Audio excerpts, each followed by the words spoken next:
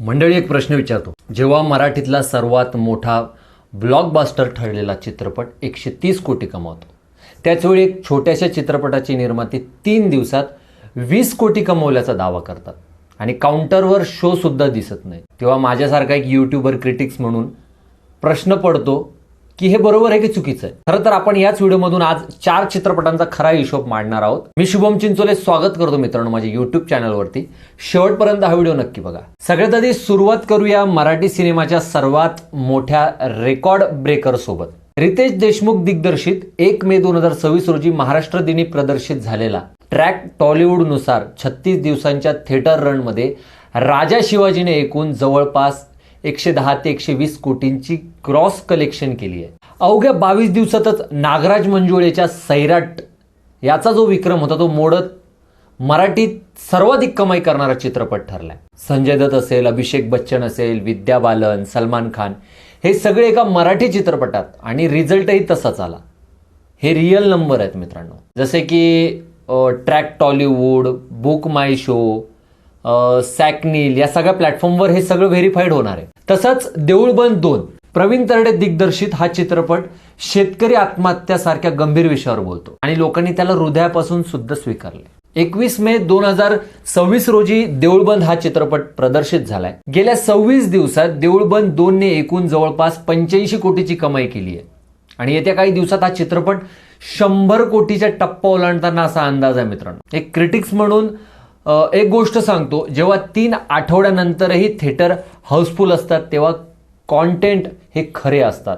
हे मार्केटिंग नाहीये, हे वर्ल्ड ऑफ माउथ आहे. म्हणजे माउथ पब्लिसिटीने ही यांची मार्केटिंग झालेली असते. तिसरा चित्रपट आहे तुंबाळची मंजुळा, छोट्या बजेटचा मोठा आत्मा. तर या चित्रपटाबद्दल बोलायचं झालं तर कुठलाही मोठा बॅनर नाही, कुठल्याही स्टार पॉवर शिवाय फक्त कंटेंटच्या जोरावर हा चित्रपट सध्या थिएटरमध्ये धुमाकूळ घालतोय. साई तामणकर, जितेंद्र जोशी अभिनय करताना दिसत आहेत. 5 जून 2026 रोजी हा प्रदर्शित झालाय. तुंबाळची मंजुळाने प्रदर्शनाच्या अवघ्या 6 दिवसात प्रोडक्शनचं जे बजेट होतं ते सगळं रिकव्हर केलेलं. म्हणजे जेवढं बजेट त्याला लागलंय ते रिकव्हर झालेलं आहे. विशेष म्हणजे ओपनिंग डे पेक्षाही वीकेंडला कलेक्शन जास्त होतंय, कारण माउथ पब्लिसिटी तेवढी ताकदीने होतीये. हा चित्रपट 2026च्या मराठी सिनेमाच्या टॉप 4 मध्ये आलाय, कुठल्याही कॉन्ट्रोवर्सी शिवाय, कुठल्याही मोठ्या दाव्याशिवाय. फक्त गोष्ट एकच, कॉन्टेंट. तर आता मित्रांनो, द महाराष्ट्र फाईल ज्या चित्रपटाबद्दल आपल्याला बोलायचं की त्यांच्या मेकर्सनी 20 कोटीचा दावा केलाय आणि खरं तर हाच मुद्दा आहे की द महाराष्ट्र फाईल्स धर्मा पाटील प्रकरणावर आधारित आहे. उषा नाडकर्णी, सयाजी शिंदे, मंगेश देसाई यांसारखे दिग्गज कलाकार या चित्रपटाच्या महत्वाच्या सामाजिक विषयात आहेत. जमीन अधिग्रहण आणि शासकीय भ्रष्टाचाराविरुद्ध लढणाऱ्या सामान्य नागरिकाची ही कहाणी आहे. धर्मा पाटील यांनी मुंबईच्या मंदिराला आत्महत्येचा प्रयत्न करण्यापर्यंतचा ही वेदना महाराष्ट्राला पुन्हा जाणून देणारा हा चित्रपट आहे. जबरदस्त विषय आहे, कॉन्सेप्ट पण चांगला आहे, ट्रेलर पण चांगला होता. पण या चित्रपटाला सेन्सर बोर्डकडून अनेक कट्स आणि मॉडिफिकेशन सुचवण्यात आले होते. त्यामुळे प्रदर्शनाची जी तारीख होती ती बदलण्यात आली. आधी एक वेगळी तारीख होती, आता एक वेगळी तारीख आहे. खरं तर आता मुद्दा येतोय की निर्मात्यांनी 3 दिवसात 20 कोटी कमवल्याचा दावा केला आहे.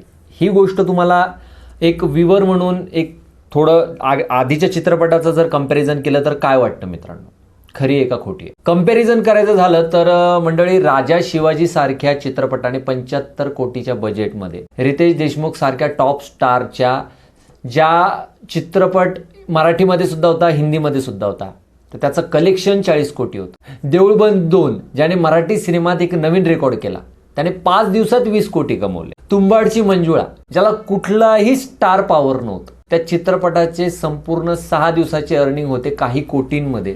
द महाराष्ट्र फाईल्स जो लिमिटेड स्क्रीनवर होता, लिमिटेड प्रमोशन होतं, सोबत त्याने 3 दिवसात 20 कोटी कमवले, हा जो दावा आहे तो व्हेरीफाईड डाटा आहे की नाही?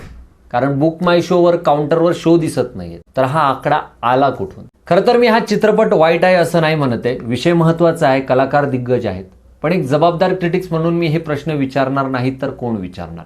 हा एक नॉर्मल एक सामान्य पर्सन म्हणून, एक कलाकार म्हणून पण प्रश्न आहे. कारण आपण प्रेक्षकांना फसवतोय का? त्यामुळे बरेचसे जे चित्रपट आहेत ते समोर येत नाहीयेत आणि प्रेक्षकांना हे सत्य माहीत असणं हा त्यांचा हक्क आहे. 2026 मध्ये मराठी सिनेमाने खरोखर इतिहास घडवला आणि हा इतिहास राजा शिवाजीने, देऊळ बंद 2 आणि तुंबाळची मंजुळाने घडवलाय. हे व्हेरीफाईड नंबर्स आहेत. तुम्हाला काय वाटतं, द महाराष्ट्र फाईलच्या दाव्यावर विश्वास ठेवायचा का? नक्की कमेंटमध्ये सांगा.